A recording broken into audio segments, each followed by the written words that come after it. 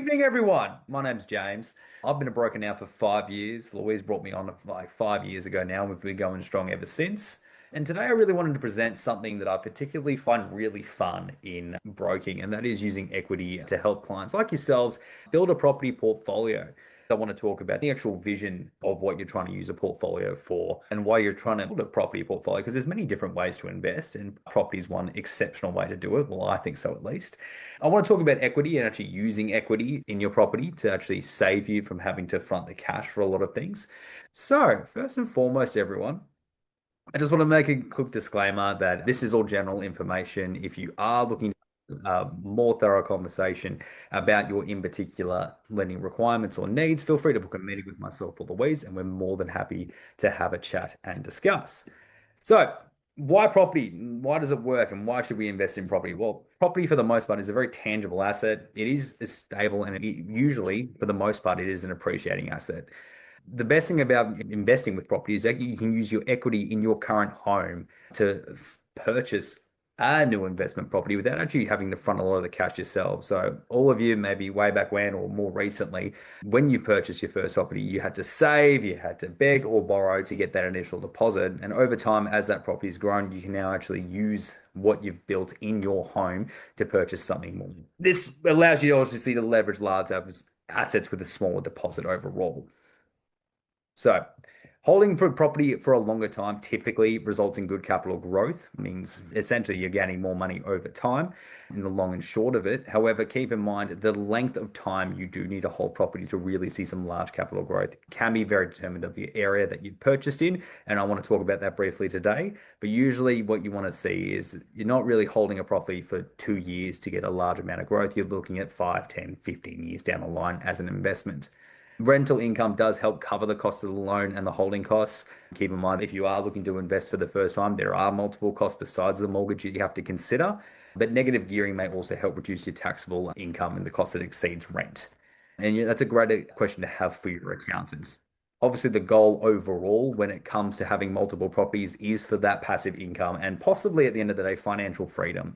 We've had many clients with 4, 5, some even 6 investment properties, and the freedom that they get with having such a large portfolio and eventually paying it all down the loans is that they've got the opportunity now with either their young or growing families to do much more in life. And it's great to see them either doing that extra holiday trip or having that bit of extra time at family and home and have to downsize their jobs and their work commitments, which is a lot of the time is the biggest factor that we're doing this all for.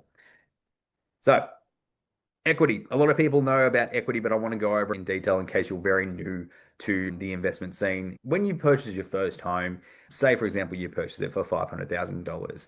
Over time, your property typically will increase in value while you pay down your loan. The difference between your value of your home and the loan that you have is actually the equity we can get access to. You don't need to sell your house to access this equity. A lot of you have done an investment either with myself or Louise, or maybe a different broker or your bank, and we can access that without needing to sell your home, I should say. So, as a broker, what we can do is we can help structure your loans by refinancing you and releasing equity to draw on for investments. Can all be all sorts of investments, like I said, but particularly in this case, we're going to look at property. A good example of that is if your home is worth now about $900,000 and you have a loan about $500,000, we can access equity around $240K, which is based on an 80% loan to value ratio. That is particular in case, that is a very important factor to note. We can only draw up to 80% of the value of the property, lender specific and all sorts of other variables in place, but 80% of the value of the property is typically what we can access. We can go higher, but we you can will go pay higher. lenders mortgage. Yes, thank you, Louise. Yeah. And this can typically cover stamp duty and even some other costs with a $600,000 purchase for an investment purchase. A good way to start off is initially getting your pre-approval sorted. So approaching a broker or one of us in particular, we can help you actually get a pre-approval in order, get that deposit out there and get you organized to purchase a new investment. So you've got some confidence when you do approach a lot of vendors. James, I just want to interrupt one thing. With that deposit, it's better to get your deposit out first, because people often say, well, why do I need that? The bank will just give me a pre-approval. Because when you actually purchase, you need to pay your 5 or 10% when you actually buy, not when you settle. And people often are confused by that. They go, oh, well, my bank just said I just need a pre-approval, but you don't. You actually do need part of a deposit available. And the preference is you don't use your cash. You use the loan because that makes it cleaner as a more tax deductible entity for that. So just saying, there you go. Exactly right, everyone. And yeah, like I Okay. touched on briefly, getting that little bit of equity out for that deposit and those purchases. And I'm going to touch on again in a case study in a moment. We're going to talk about interest-only loans. They're great to help reduce repayments and improve your cash flow in the early years of the loan as well. I want to discuss them as well. Principal interest loans, though, may suit you long-term with a focus on actually reducing your debt over the initial years as well. Having offset accounts in this particular case, I want to talk about, which is key. Having an offset account initially when you get your equity released, as you're not using those funds initially, it needs to sit somewhere. We can put it in a lot of different accounts, but having an offset account against the loan, you know exactly where the money's for, what it's from, and you have it at your fingertips ready. So when you do need to pay that deposit, you can access it straight away. Fixed and variable rates. Obviously, there's a lot of talk about rates dropping at the moment. And if you do have questions at the end, I'm more than happy to talk about rates. At the moment, fixed rates aren't particularly the most favorable in the market, but we are seeing a lot of competition in variable rates and where we're seeing a lot of clients wanting to move towards. So what I want to talk about more importantly is when it comes to getting an investment property, a lot of people go, do I get the principal and interest mortgage or should I go interest only? And there are definitely pros and cons to both. Pros is you do see in the between up the top here, there is a lower rate when it comes to a principal interest rate. Typically, we're seeing around the 5.85% in the market at the moment. Some a little lower, some a little higher, depending on the lender. In comparison to interest only rates sitting around 6.04%. Again, some lower, some higher, depending on the lender.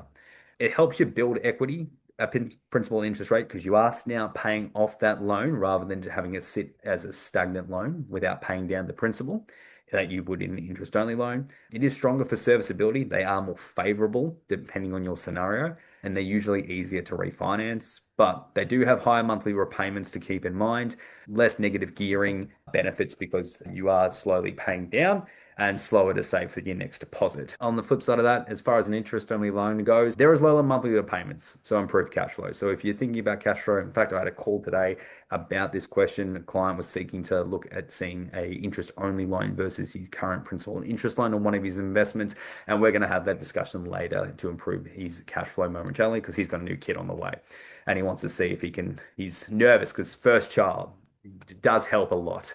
When there is 100% of repayment is tax deductible for negative gearing, particularly if your accountant has looked into certain strategies that may benefit you as far as your negative gearing. Again, great question to have for your accountant. Frees up some cash from renovations or other purchases. And like I said, the flexibility to switch to principal and interest later, we can do that for you like at a drop of a finger. Keep in mind though, like I said, there are higher rates. You don't get that equity build up from paying off the loan. There can be some payment shock when it reverts to P&I when that repayment does increase, even though the rate does reduce, and can lower your borrowing capacity a bit long term. And we can discuss a little bit more personally if you'd like to discuss.